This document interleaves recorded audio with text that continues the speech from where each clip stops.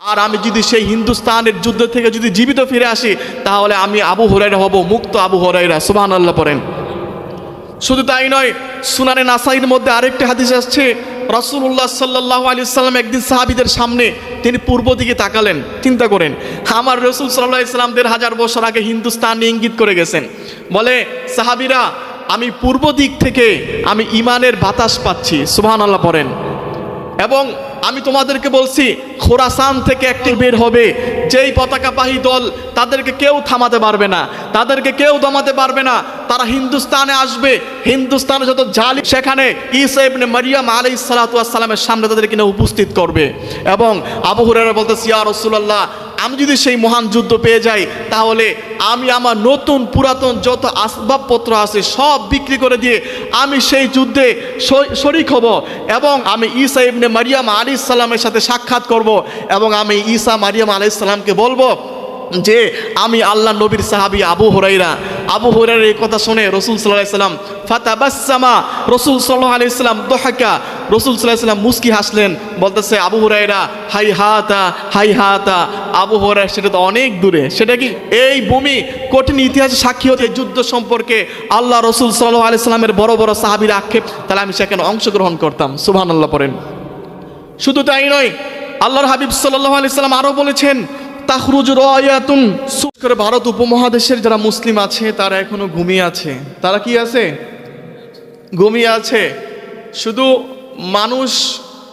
মানুষ দেখতে ইনসান হইলে হবে না, ভিতরে ইমানের পাওয়ার লাগবে। কি লাগবে? ইমানের পাওয়ার লাগবে। ইমানের পাওয়ার এটা সবার ভিতরে নাই। ইমানের আগুন সবার ভিতরে জ্বলে না। ইমানের পাওয়ার এটা বড় কঠিন জিনিস। দেখবেন একজনের সামনে ইসলাম ও মুসলমান আল্লাহর হাবিব সাল্লাল্লাহু আলাইহি সাল্লামকে নিয়ে কটূক্তি করতেছে, তার ভিতরে কোনো কষ্ট লাগে না। আরেকজন এরকম যুবক আছে যার সামনে মুহাম্মদ সাল্লাল্লাহু আলাইহি সাল্লামের প্রশংসনীয় মন্তব্য করলে, এগুলো ইমানের ব্যাপার না?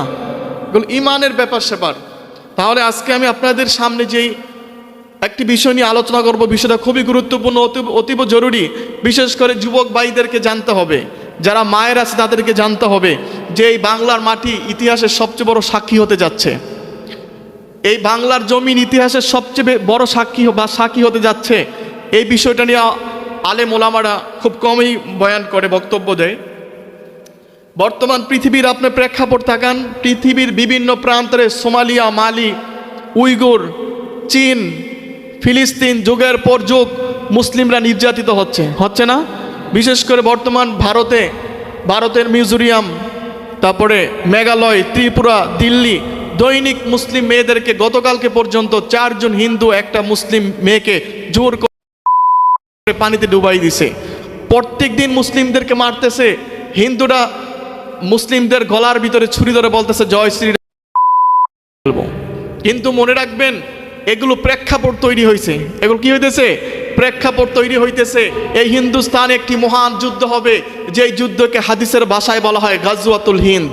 কি বলা হয়? গাজওয়াতুল হিন্দ। শব্দটিকে আপনারা আগে শুনেছেন, অনেকে শোনেন নাই। রাসূল সাল্লাল্লাহু আলাইহি সাল্লাম আজ থেকে ১৫০০ বছর আগে এই গাজওয়াতুল হিন্দ সম্পর্কে অগ্রিম আগাম বাণী প্রকাশ করে গিয়েছেন। সুবহানাল্লাহ পড়েন। রাসূল সাল্লাল্লাহু আলাইহি সাল্লাম ১৫০০ বছর আগে উম্মতকে সতর্ক করেছেন, উম্মত যারা হিন্দুস্তানে রয়েছ, হিন্দুস্তান বলতে বর্তমান ভারত না শুধু। রাসূল সাল্লাল্লাহু আলাইহি সাল্লাম ১৫০০ বছর আগে যে হিন্দুস্তানের কথা হাদিসের মধ্যে বলেছেন, সে হিন্দুস্তান ভারত, বাংলাদেশ, পাকিস্তান, মিয়ানমার, ভুটান, নেপাল, শ্রীলঙ্কা, এমনকি আফগানিস্তানের একটা অংশ পর্যন্ত, এই পুরাটা মিলে হিন্দুস্তান। সুবহানাল্লাহ পড়েন। এই কান্ট্রিগুলোর মধ্যে, প্রদেশগুলোর মধ্যে সবচেয়ে প্রাণকেন্দ্র হচ্ছে বাংলাদেশ। প্রাণকেন্দ্র কি? বাংলাদেশ। যে গাজওয়াতুল হিন্দ, যে যুদ্ধ হবে, সেই যুদ্ধটা হবে রক্তক্ষয়ী যুদ্ধ, মুসলিম এবং মুশরিকদের মাঝে। কাদের মাঝে? মুশরিক এক পাশে থাকবে, মুসলমান আরেক পাশে থাকবে। হিন্দুস্তানের হিন্দু মুসলিম যুদ্ধ হবে। এবং রাসূল সাল্লাল্লাহু আলাইহি সাল্লাম যে যুদ্ধ সম্পর্কে আল্লাহ রাসূল সাল্লাল্লাহু আলাইহি সাল্লামের সাহাবী হযরতে সাওবান রাদিয়াল্লাহু তাআলা আনহু বর্ণনা করেছেন যে আইসাবাতানি মিন উম্মতি আহরাজাহুমুল্লাহু মিনান নার। আল্লাহ রাসূল সাল্লাল্লাহু আলাইহি সাল্লাম বলেছেন, আমার উম্মতের মধ্যে 2টি দল আছে যাদেরকে আল্লাহ তাআলা জাহান্নামের আগুন থেকে মুক্ত করবে। সুবহানাল্লাহ পড়েন। তার মধ্যে একটি দল হচ্ছে আইসাবাতান তাখরুজুল হিন্দ, যারা হিন্দে যুদ্ধ করবে। সুবহানাল্লাহ বলেন, যারা গাজওয়াতুল হিন্দে কি করবেন? যুদ্ধ করবে। আরেকটি দল হচ্ছে আইসাবাতুন তাকুনু ঈসা ইবনে মারইয়াম আলাইহিস সালাতু ওয়াস সালাম, আরেকটি দল তারা যারা দাজ্জালকে হত্যা করার জন্য ঈসা ইবনে মারইয়াম আলাইহিস সালামের সাথী হবে। সুবহানাল্লাহ পড়েন। রাসূল সাল্লাল্লাহু আলাইহি সাল্লাম বলেছেন হিন্দুস্তানে যুদ্ধ হবে। এই যুদ্ধ অনেক বরকতপূর্ণ জিহাদ। রাসূল সাল্লাল্লাহু আলাইহি সাল্লাম বলেছেন যারা এই যুদ্ধে শহীদ হবে আল্লাহ তাদেরকে বদরি সাহাবীদের মর্যাদা দিবেন। সুবহানাল্লাহ পড়েন। দেখেন, আপনার হিন্দুস্তানের যুবক এখনো ঘুমিয়ে আছে, মুসলিমরা তোমরা জেগে ওঠো। আল্লাহ রাসূল সাল্লাল্লাহু আলাইহি সাল্লামের জলিলুল কদর সাহাবী সাইয়েদনা আবু হুরায়রা রাদিয়াল্লাহু তাআলা আনহু, সবচেয়ে বেশি হাদিস বর্ণনাকারী সাহাবী, যে আবু হুরায়রা রাদিয়াল্লাহু তাআলা আনহু বারবার আক্ষেপ করেছেন। সুনানি আবু নাসাইর হাদিসের মধ্যে আসছে, মালিক তাবু হাদিসের মধ্যে আসছে, আবু হুরায়রা রাদিয়াল্লাহু তাআলা আনহু তিনি বারবার আক্ষেপ করতেন যে আল্লাহ আমি যদি গাজওয়াতুল হিন্দটা পেয়ে যাই। এভাবে হাদিসের মধ্যে আসছে যে তিনি বলেন, আবু হুরায়রা রাদিয়াল্লাহু তাআলা আনহু বলেন ওয়াদানা রাসূলুল্লাহ সাল্লাল্লাহু আলাইহি ওয়াসাল্লাম গাজওয়াতুল হিন্দ, যে আল্লাহ রাসূল সাল্লাল্লাহু আলাইহি ওয়াসাল্লাম আমাদের সাথে ওয়াদা করেছেন। সুবহানাল্লাহ পড়েন। আল্লাহ রাসূল সাথে ওয়াদা করছেন, চিন্তা করছেন, নবীজি ওয়াদা করছেন আগামীকাল পূর্ব দিকে সূর্য উদিত হবে, পশ্চিম দিকে অস্ত যাবে। এটা মিথ্যা হতে পারে, কিন্তু আল্লাহ রাসূল সাল্লাল্লাহু আলাইহি সাল্লামের ভবিষ্যৎবাণী কখনো মিথ্যা হবে? আল্লাহর হাবিব সাল্লাল্লাহু আলাইহি সাল্লাম যেটা বলেছেন তাকদীরের কলমে লেখা হয়ে গেছে, অবশ্যই এটা বাস্তবায়ন আল্লাহ তাআলা করবেন, হবেই হবে। ঠিক কি না বলেন? আবু হুরায়রা বলতেছে যে আল্লাহ রাসূল আমাদের সাথে ওয়াদা করেছেন যে গাজওয়াতুল হিন্দ সম্পর্কে, মানে হিন্দুস্তানের যুদ্ধ সম্পর্কে।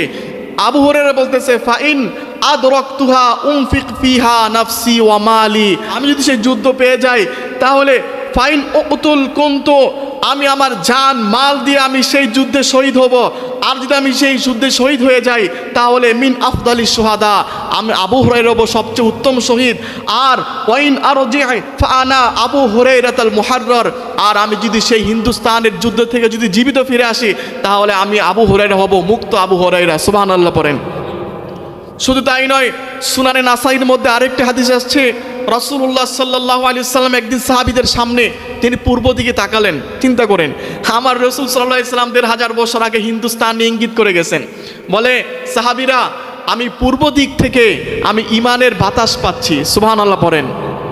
এবং আমি তোমাদেরকে বলছি খোরাসান থেকে একটি যেই পতাকাবাহী দল, তাদেরকে কেউ থামাতে পারবে না, তাদেরকে কেউ দমাতে পারবে না। তারা হিন্দুস্তানে আসবে, হিন্দুস্তানে যত জালিম শাসক আছে এখানে ঈসা ইবনে মারইয়াম আলাইহিস সালাতু ওয়াস সালামের সামনে তাদেরকে নিয়ে উপস্থিত করবে। এবং আবু হুরায়রা বলতেছে ইয়া রাসূলুল্লাহ, আমি যদি সেই মহান যুদ্ধ পেয়ে যাই তাহলে আমি আমার নতুন পুরাতন যত আসবাবপত্র আছে সব বিক্রি করে দিয়ে আমি সেই যুদ্ধে শরিক হব, এবং আমি সেই যুদ্ধে শরিক হয়ে হিন্দুস্তানের সমস্ত জালেম নির্বিচারে মারতেছে তাদের গলায় জিঞ্জির পরে আমি ঈসা ইবনে মারইয়াম আলাইহিস সালামের সাথে সাক্ষাৎ করব, এবং আমি ঈসা মারইয়াম আলাইহিস সালামকে বলবো যে আমি আল্লাহ নবীর সাহাবী আবু হুরায়রা। আবু হুরায়রার এই কথা শুনে রাসূল সাল্লাল্লাহু আলাইহি সাল্লাম ফাতাবাসসামা, রাসূল সাল্লাল্লাহু আলাইহি সাল্লাম দহাকা, রাসূল সাল্লাল্লাহু আলাইহি সাল্লাম মুস্কি হাসলেন। বলতেছে আবু হুরায়রা হাইহাতা হাইহাতা, আবু হুরায়রা সেটা তো অনেক দূরে, সেটা কি অনেক দূরে, আমি সেখানে অংশগ্রহণ করতাম। সুবহানাল্লাহ পড়েন। শুধু তাই নয়, আল্লাহর হাবিব সাল্লাল্লাহু আলাইহি সাল্লাম আরো বলেছেন তাখরুজ রায়াতুন সুদুন মিন খোরাসান ফালা ইয়ারুদ্দুহা শাই হাত্তা তানসুবু বিলিয়া, যে খোরাসান মানে খোরাসান দিক থেকে যে পৃথিবীর কোনো কুফফার শক্তি একজোট হয়ে তাদেরকে প্রতিহত করতে পারবে না। তারা ফিলিস্তিনের জেরুজালেমে গিয়া আল্লাহর কালেমা পতাকা গেড়ে দিবে। সুবহানাল্লাহ বলেন। এবং তারা হবে ইমাম মাহদী আলাইহিস সালামের সৈনিক। তারা হবে কি? ইমাম মাহদী আলাইহিস সালামের সৈনিক। আল্লাহ রাসূল সাল্লাল্লাহু আলাইহি সাল্লাম বলেছেন যে তোমরা যখন খোরাসান এই দল বের হতে দেখবা তাদের সাথে তোমরা বরফের উপরে হামাগুড়ি দিয়ে হলেও তাদের সাথে শরিক হবা, কেননা সেই দলের মধ্যে আল্লাহর খলিফা ইমাম মাহদী আলাইহিস সালাম থাকবেন। সুবহানাল্লাহ পড়েন।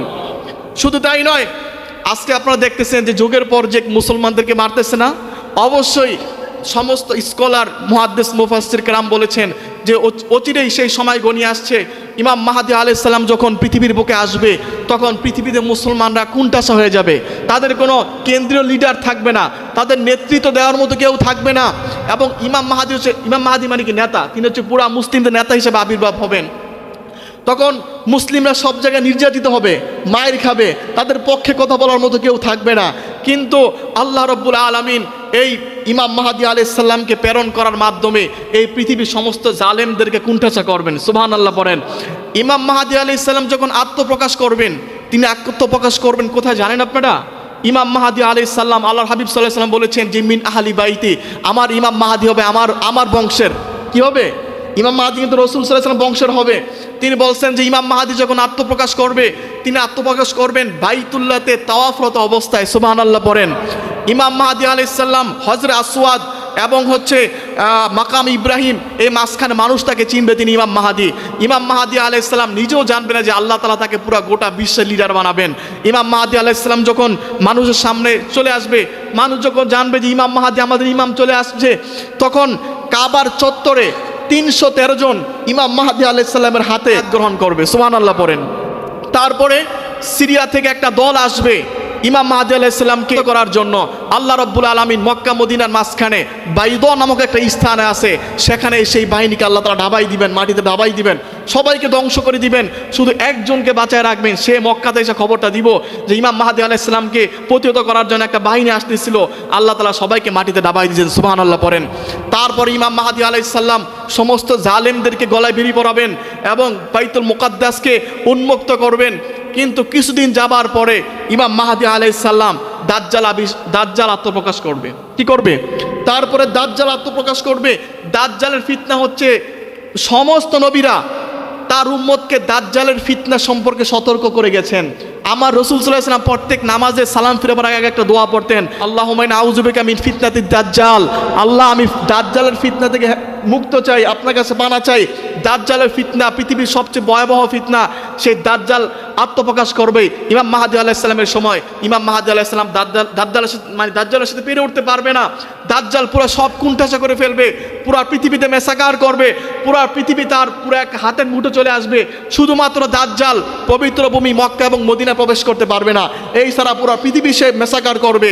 ইমাম মাহদী আলাইহিস সালাম তার সৈন্যবাহিনী নিয়ে দামেস্কের জামে মসজিদে তিনি গোপনে থাকবেন, তিনি আত্মরক্ষায় থাকবেন। এরকম সময় আল্লাহ রাব্বুল আলামিন তার হাবিব মুহাম্মদ সাল্লাল্লাহু আলাইহি সাল্লামের উম্মত করে ঈসা ইবনে মারিয়াম আলাইহিস সালামকে প্রেরণ করবেন। সুবহানাল্লাহ পড়েন।